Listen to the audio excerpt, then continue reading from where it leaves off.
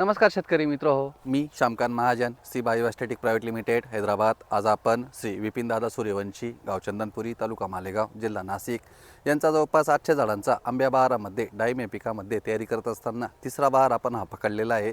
17 डिसेंबर 2025च्या हिशोबाने आपण या बागेची पानगळ घेतल्यानंतर आज या बागेला जवळपास 90 दिवस पूर्ण झाल्यानंतर मागील 40 ते 50 दिवसापासून आपण या बागेची सेटिंग पूर्ण अवस्थेमध्ये संपूर्णपणे शेड्यूलिंग हे करत होतो श्री बायोच्या माध्यमातून।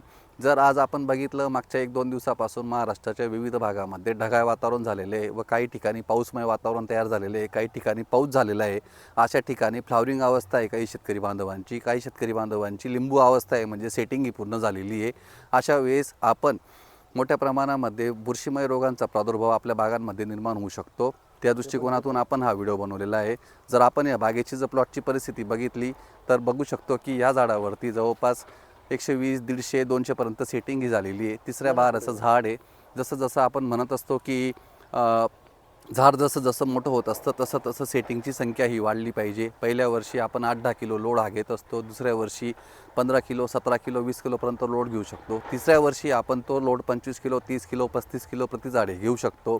एकदा बाग हे सेटिंग झाले, कारण की जवळपास जनरली आपल्याला 60 दिवस, 75 दिवस, 90 दिवस, 110 दिवसपर्यंत हा सेटिंगचा प्रोसेस आहे। फुलं हे कंटिन्यू निघत असतात, पण चालू वर्षी आपल्याला संपूर्ण महाराष्ट्रामध्ये खास करून जे जिल्हे आहेत सोलापूर, नगर, पुणे, संभाजीनगर या जिल्ह्यांमध्ये 95% शेतकऱ्यांना नरची समस्या ही मोठ्या प्रमाणामध्ये जाणवली। ज्या ज्या ठिकाणी आपल्याला रानांमधून पाणी हे वाहिलेलं आहे, नत्र ह्या म्हणजे नायट्रोजनचा अपटेक हा मोठा झालेला आहे, अशा ठिकाणी आपल्याला नरची समस्या मोठ्या प्रमाणामध्ये बघायला भेटलेली आहे। ज्या ज्या ठिकाणी नर पडले त्या त्या ठिकाणी मादी परत निघून त्या ठिकाणी सेटिंग पूर्ण अवस्थेमध्ये जवळपास 60% शेतकरी आता गेलेले आहेत। आणि आत्ता आपण लिंबू स्टेजमध्ये असताना जर आपल्या प्लॉटमध्ये किंवा आपल्या वातावरणामध्ये ढगाळ वातावरण असेल किंवा पाऊस हा पडत असेल तर अशा वेळेस आपण रासायनिक बुरशीनाशकांमधून किंवा जैविक बुरशीनाशकांमधून वेगवेगळ्या फवारणींचं नियोजन हे करायला हवं। ज्या ठिकाणी आपल्याला वाटतं आहे की बॅक्टेरियल ब्लाईटचं स्पोरुलेशन म्हणा किंवा तेल्या म्हणा, ऑइली स्पॉट म्हणा किंवा झॅन्थोमोनस असे एका बॅक्टेरियाला विविध प्रकारचे नावं असताना आपण जर आपल्या प्लॉटमध्ये शिरकाव होत असेल तर अशा ठिकाणी आपण कॅप्टॉप म्हणा, कॉपर म्हणा किंवा कोसाईड म्हणा अशा बुरशीनाशकांचा वापर हा करावा।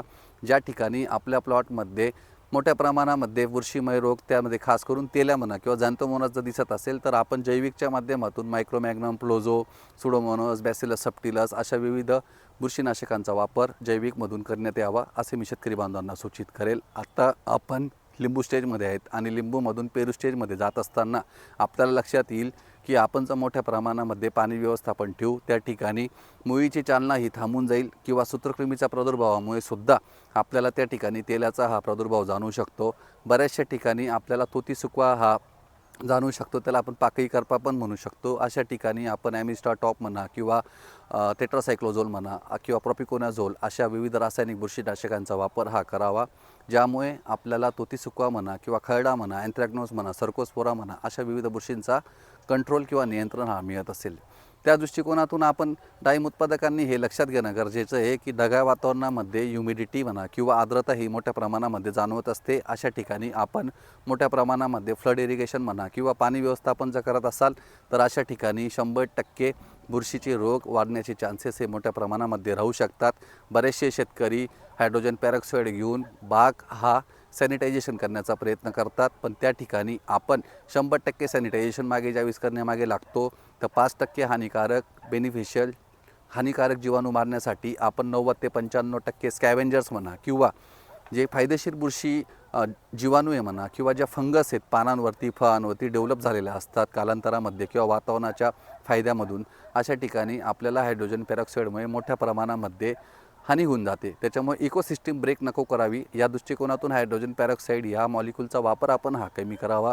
जैविक तंत्रज्ञानामधून जे आपण श्री बायोच्या माध्यमातून मॉलिक्युलर टेक्नॉलॉजी बेस्ड जे औषधं बनवलेले आहेत त्यामध्ये खास करून मायक्रोमॅग्नम, टेकीगोल्ड, ट्रायकिंग, फ्लोझो या विविध जैविक बुरशीनाशकांचा जर आपण वापर कराल तर नक्की आपल्याला पानांवरती आणि फळांवरती जैविक विविधता वाढवण्यास जर आपण नक्की प्रयत्न जर केले तर हानिकारक बुरशी जे आहेत किंवा हानिकारक जे बॅक्टेरिया आहेत खास करून बॅक्टेरियल ब्लाईट म्हणा किंवा वेगवेगळ्या प्रकारचे जे स्पोरुलेशन बुरशींचे तयार होत असतात, त्या ठिकाणी त्या बॅक्टेरियामधून निघणाऱ्या एन्झायमॅटिक कंट्रोलच्या माध्यमातून आपल्याला हानिकारक बुरशींना म्हणा किंवा जीवाणूंना 100% आळा आपण घालू शकतो.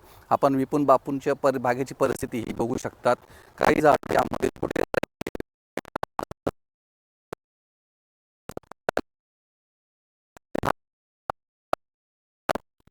आपण 140, 160, 180 पर्यंत टिकण्याचा प्रयत्न विपिन बापूंच्या माध्यमातून केलेला आहे. 100% आपण प्लॉटची परिस्थिती बघू शकतो. आत्ता वाजलेले जवळपास 6:30 पावणे 7 झालेले आहे आणि ढगाळ वातावरणाच्या दृष्टिकोनाचं आपण बघितलं तर थोडासा ब्राईटनेस आपल्याला कमी जाणवेल.